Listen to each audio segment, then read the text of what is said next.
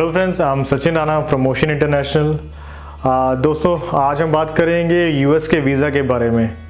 क्या यूएस का वीज़ा मिलना बहुत मुश्किल है या बहुत आसान है? क्योंकि यूएस का वीज़ा ऐसा है जो कि डॉक्यूमेंटेशन बेस्ड बिल्कुल भी नहीं है। तो आज मैं आपको इस वीडियो के जो कंटेंट रहेंगे उसमें मैं आपको बताऊंगा कि इसको लेने का थोड़ा बेटर वे कौन सा है, कैसे आप वीज़ा का जो सक्सेस रेशियो है वो थोड़ा बेटर ले सकते हैं, क्या फॉर्मेलिटीज़ रहती हैं। और आपको मैंने लास्ट वीडियोस में बताया है कि उसमें क्या करना चाहिए क्या नहीं करना चाहिए, उसका लिंक भी मैं डिस्क्रिप्शन में दे दूंगा। और DS 160 फॉर्म कैसे भरा जाता है, फीस कैसे भरी जाती है, वो लास्ट मैंने वीडियोस में बताया हुआ है। अब क्या है, अब मैं अपने कुछ एक्सपीरियंस आपको शेयर करूंगा। आज से पहले हम और एप्लीकेंट्स के जो है visa form, applications, interview preparation, application सारी फिलअप करना, ये सारा करते थे। तो अभी मई मंथ में मैंने भी जाना है, तो मेरा भी खुद का अपना इंटरव्यू हुआ था। तो मैं कुछ उसके आपको जो मैंने वहाँ पे ऑब्जर्व किया वो चीज़ें आपको बताऊंगा। तो ये वीडियो आप लास्ट तक देखते रहिएगा। इस वीडियो में आपको काफ़ी जानकारियाँ मिल सकती हैं यूएस के वीज़ा के बारे में। तो दोस्तों, सबसे पहले मैं बता देता हूँ आपको कि आपको क्या वहाँ पे करना चाहिए इंटरव्यू के टाइम। सबसे पहले क्या होता है कि जैसे जिस टाइम आप एप्लीकेशन फॉर्म फिलअप करते हैं, सबसे पहला पड़ाव आपका वही है जिसमें आपको सारी इन्फॉर्मेशन सही और जेन्युइन देनी है। होता क्या है कि जैसे आप एप्लीकेंट हो, आप किसी एजेंट से फॉर्म भरवाते हो या फिर कोई आपका थर्ड पर्सन फॉर्म भरता है, आपको उस फॉर्म में कुछ मीन्स कि रिमेंबर नहीं रहता, याद नहीं रहता है। अभी होता क्या है कि अगर आप एक फॉर्म फिलअप कर रहे हैं, अगर आप खुद भी नहीं कर सकते, किसी से करवा रहे हैं, किसी एजेंट से करवा रहे हैं, तो अपने फॉर्म में आप ये देखिए कि कोई गलती ना हो। सारी की सारी इन्फॉर्मेशन जेन्युइन होनी चाहिए, जो आपकी एक्चुअल इन्फॉर्मेशन है। क्योंकि अगर जेन्युइन इन्फॉर्मेशन देंगे तो वीज़ा इंटरव्यू के टाइम आपसे क्वेश्चन पूछा जाएगा तो आप बिल्कुल कॉन्फिडेंट होकर जो है वो उसका आंसर कर सकते हैं। सपोज अगर आपने कोई फेक इन्फॉर्मेशन दी है अपने ऑक्यूपेशन के बारे में, किसी के बारे में भी, तो उससे रिलेटेड अगर आपसे कोई question immigration officer, visa officer पूछता है तो आपको जो है वो प्रॉब्लम हो सकती है, चाहे आपको जितनी मर्जी नॉलेज है। क्योंकि वीज़ा ऑफिसर क्या है कि अगर आप डीपली क्वेश्चन पूछने लग जाएं तो आपके प्रोफेशन से रिलेटेड जो कि आपने गलत वहाँ पे बताया हुआ है, तो वो काफ़ी डीपली पूछ सकते हैं। अगर वो प्रोफेशन के बारे में आपने प्रॉपर आंसर नहीं कर पाया तो वीज़ा रिफ्यूज़ हो जाता है। तो सबसे पहले जो पॉइंट है वो है कि आपने जब भी फॉर्म फिल करना है, सिर्फ और सिर्फ जेन्युइन और ऑथेंटिक इन्फॉर्मेशन देनी है, सही इन्फॉर्मेशन देनी है। अगर आप गलत इन्फॉर्मेशन दोगे तो आपका ही नुकसान होगा। अगर एक बार रिफ्यूज़ हो जाता है तो दूसरी बार लगने के चांसेस बहुत कम हो जाते हैं। रिफ्यूज़ 1 2 3 4 5 6 टाइम हो सकता है।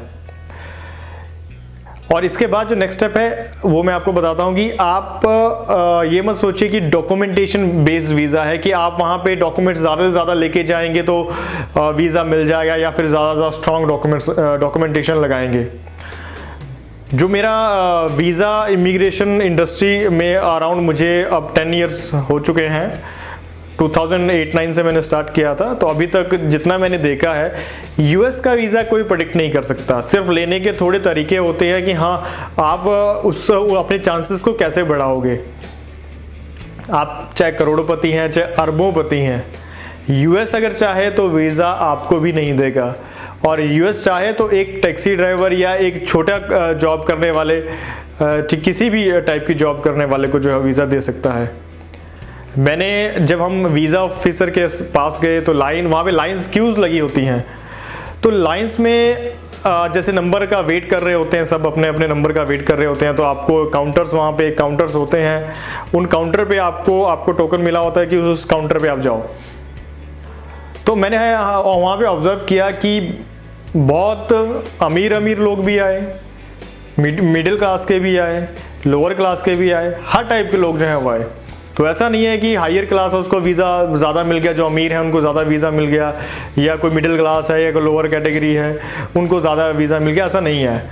वहाँ पे देखा जाता है जेन्युइन, अगर आपकी इंटेंशंस जेन्युइन है, अगर आप वहाँ पे शो कर रहे हो कि मैं इस जेन्युइन रीज़न के कारण वहाँ जा रहा हूँ और मैं विद इन टाइम जो है वापस आ जाऊँगा, तब जाके वीज़ा मिलता है।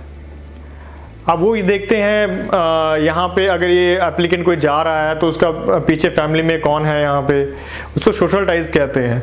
अगर आप ऐसा है कि आप फैमिली में हस्बैंड वाइफ बच्चे हैं और सब लगा के जा रहे हैं, एज आपकी 35-40 के आसपास है, तो समटाइम वो वीज़ा नहीं देते, वो सोचते हैं कि सब के सब जा रहे हैं वापस नहीं आएंगे।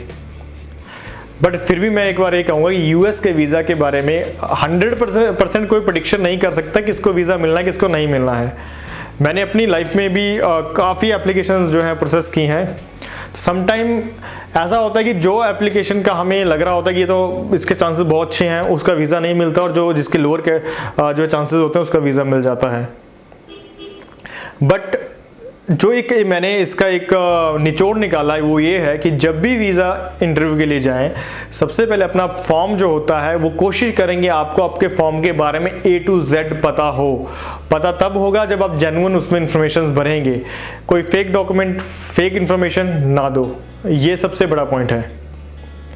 अब जब वहाँ पे पहुँचते हैं तो पहुँचने के बाद आप वीज़ा इंटरव्यू लेने वाले के सामने जाते हैं तो सबसे पहले उसको अच्छी तरह ग्रीट करना चाहिए। उसके बाद वो आपसे जो भी आपने लैंग्वेज चूज़ की है, इंग्लिश, हिंदी, पंजाबी या गुजराती, जिस भी लैंग्वेज में, तो वो लैंग्वेज में आपसे क्वेश्चन पूछते हैं। तो आपसे ये रहता है कि आप एक तो आई कॉन्टैक्ट बना के बात करें, सामने बिल्कुल देखे, आई कांटेक्ट बना के, और अगर वो कोई क्वेश्चन पूछ रहा है तो उसका एक आंसर आपको देना होता है।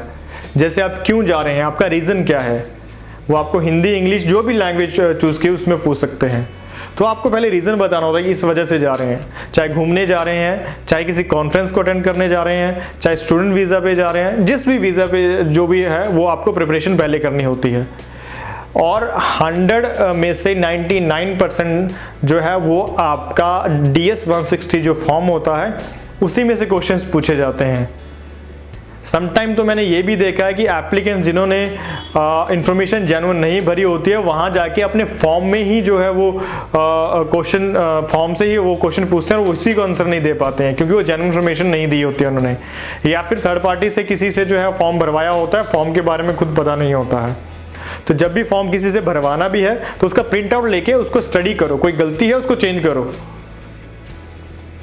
बट कभी भी कोई गलत इंफॉर्मेशन ना भरो।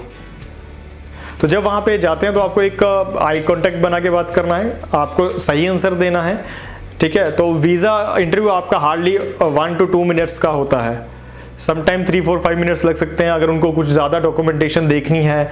वो इस सिचुएशन में होते हैं कि हाँ वीज़ा देना भी है, नहीं भी देना है, तब जाके 5 मिनट लगते हैं, अदरवाइज 5 मिनट भी नहीं लगते। B1 B2 वीज़ा के लिए खासकर, स्टूडेंट वीज़ा के लिए थोड़ा टाइम लगता है, वो वेरीफाई करते हैं। और कोई H1B वीज़ा हो गया जो वर्क वीज़ा होता है उसके लिए, बाकी B1 B2 के लिए मैक्सिमम एप्लीकेंट्स अप्लाई करते हैं, उसके लिए इतने ज़्यादा डॉक्यूमेंटेशन जो है नहीं चाहिए होती है। इवन जब मैं इंटरव्यू देने के लिए गया था, मैं एक भी डॉक्यूमेंट्स नहीं लेके गया था, मैंने सिर्फ अपॉइंटमेंट लेटर्स लेके गया था, ठीक है, और इसके अलावा एक पासपोर्ट की कॉपी लेके गया था और ओरिजिनल पासपोर्ट, ये डॉक्यूमेंटेशन लेके गया था। इसके अलावा मैंने एक्स्ट्रा कोई डॉक्यूमेंटेशन, कोई बैंक स्टेटमेंट नहीं लेके गया था, कुछ नहीं लेके गया था। आप लेके जाइए, मैं ये नहीं कह रहा हूँ कि आप नहीं लेके जाइए, आप सब कुछ लेके जाइए। होता क्या है कि कोई वेरिफिकेशन करनी हो उन्होंने तो वो कर सकते हैं, आपसे मांग सकते हैं। तो मैं आपको अभी वीज़ा दिखा देता हूँ जो हमारे अभी वीज़ा आए हैं। मैंने फैमिली के साथ अप्लाई किया था अपना, तो ये इस तरह से पैकेट जो है मुझे कलेक्शन सेंटर में मिला है, तो इसको मैं आपको ओपन करके दिखा देता हूँ। वीज़ा अप्रूवल और रिजेक्शन का उसी टाइम आपको पता चल जाता है, क्योंकि वीज़ा ऑफिसर अगर आपको उसी टाइम बता देता है कि हाँ जी आपका वीज़ा अप्रूव हुआ है या नहीं हुआ है। तो रिजेक्ट हो तो आपको वो एक फॉर्म दे देते हैं, उस पर वो साइन करके आपको दे देते हैं कि ये फॉर्म लीजिए, आपका जो है रिफ्यूज़ हो चुका है। अगर आपका अप्रूव होता है तो वो पासपोर्ट रख लेते हैं और आपको 2 से 3 या 4 वर्किंग डेज़ के बीच में आपके एड्रेस पे वो कोरियर करवा देते हैं। तो मैं आपको अभी ओपन करके दिखा देता हूँ। अभी मैंने ओपन भी नहीं किया है क्योंकि मैं सोच रहा था कि आपको जो है मैं सारा कुछ दिखाऊँगा। ये काफ़ी ऑर्डिनरी सी जो है ये इनका पैकेट्स हैं।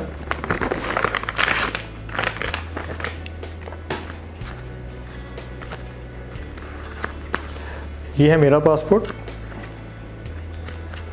मैं आपको थोड़ा आगे आके दिखा देता हूँ। ये जो है ये वीज़ा है मेरा, ये 10 इयर्स का जो है वीज़ा लगा हुआ है।